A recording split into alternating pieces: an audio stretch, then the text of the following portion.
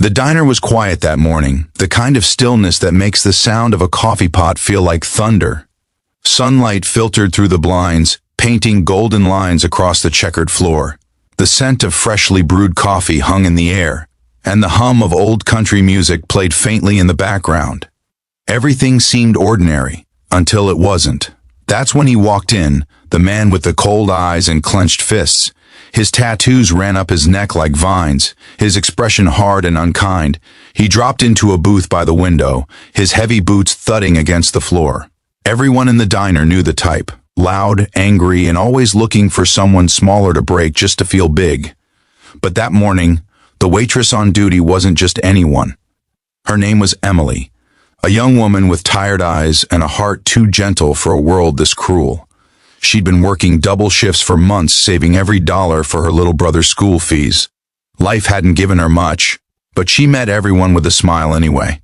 Her kindness was the kind of quiet strength that most people overlooked, until the moment it was tested. Before we continue, if you believe that kindness and second chances still matter in this world, please like this video, comment your thoughts, share it with someone who needs to hear it, and don't forget to subscribe to our channel. Emily approached the man's table with her notepad, trying her best to stay polite. "Good morning, sir. What can I get you today?" she asked softly. He didn't answer, just stared at her with that cold smirk. She tried again, repeating the question with a little more cheer, and that's when it happened. He snapped.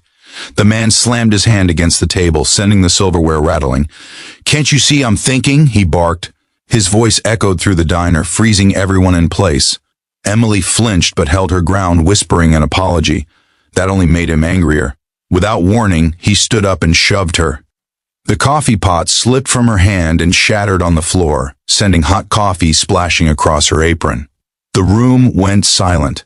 The old man by the counter stopped mid-bite. A mother in the corner grabbed her child's hand. Emily stumbled back, eyes wide with shock, her cheeks burning with humiliation. Tears welled up, but she bit them back. She didn't scream, didn't fight back, just stared at the man who'd hit her, her lips trembling as she whispered, "I didn't mean to upset you." The thug laughed, a cruel, hollow sound that cut through the air. "Maybe next time you'll learn some respect," he sneered, turning back to his seat as if nothing had happened. The other customers averted their eyes, afraid to intervene. Emily stood frozen, heart pounding in her chest, wondering if this was just how life worked, where kindness was punished and cruelty ruled the day. But fate had other plans. The diner's bell rang and the door swung open. A group of bikers stepped inside, leather vests, heavy boots, tattoos that told 100 stories. At the front was a tall man with silver in his beard, and a look that said he'd seen more than his share of darkness. They were regulars, known to the staff for their quiet manners and generous tips, despite their intimidating looks. Emily had served them many times before, and always treated them with respect. The thug didn't notice them at first. He was too busy laughing to himself, proud of what he'd done. But the moment the bikers looked around and saw Emily standing by the broken glass, trembling, everything changed. The leader's eyes narrowed, tracing the scene like a hunter reading tracks. He saw the coffee pot, the spilled liquid, the frightened waitress, and finally the smirking man in the booth. The air grew thick. No one said a word, but every person in that diner could feel it, the quiet before a storm. The biker leader, Jake, walked slowly toward Emily. His voice was low, gentle, almost fatherly. "You all right, sweetheart?" he asked. She nodded, though her lips quivered as she whispered, "I'm fine." But she wasn't. Everyone could see the tears she tried to hide. Jake turned toward the thug, his expression hardening. "You the one who thinks it's okay to hit a woman?" he asked, his tone calm but dangerous. The thug looked up, smirking. "What's it to you, old man?" What happened next wasn't chaos, it was justice wrapped in silence.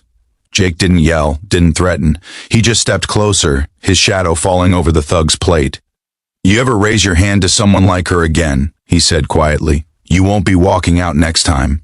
The diner stayed still as Jake leaned in, his voice like gravel. "Now apologize." The thug's smirk faded. He looked around the diner, realizing every biker in the room was watching him, arms crossed, eyes cold. Slowly, reluctantly, he muttered, "I'm sorry." Emily looked at him, not out of hatred, but with a kind of sorrow that made even the toughest man feel small. She simply nodded, then began sweeping the glass with trembling hands. Jake knelt beside her, helping her pick up the shards. "You shouldn't have to deal with that alone," he said softly. That day, the bikers stayed for breakfast. They filled the diner with laughter, tipping more than the cost of their meals combined. And before they left, Jake handed Emily an envelope. "For your brother," he said with a wink. Inside was a few $100s, enough to cover his school fees for months. As the engines roared to life outside, Emily watched through the window, tears finally spilling down her cheeks. Not from pain this time, but from gratitude. In a world that often felt cold, she had witnessed something rare, a reminder that kindness still had protectors, that even the roughest hearts could stand for what's right. That night, as she locked up the diner, she replayed the day in her mind. The fear, the humiliation, the unexpected rescue.